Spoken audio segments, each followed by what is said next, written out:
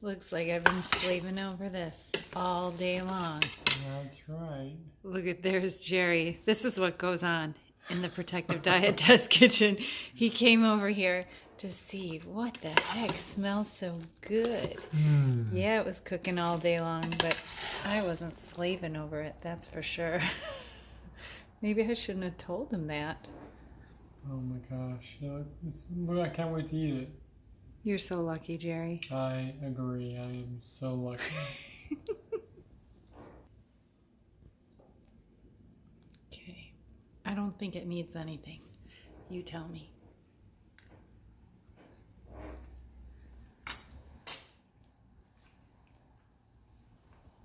Wow. Perfect? Perfect. It doesn't need anything? Delicious. Okay. Should we just eat it right out of the Instant Pot? Just kidding. Let's serve it up. It's time to eat.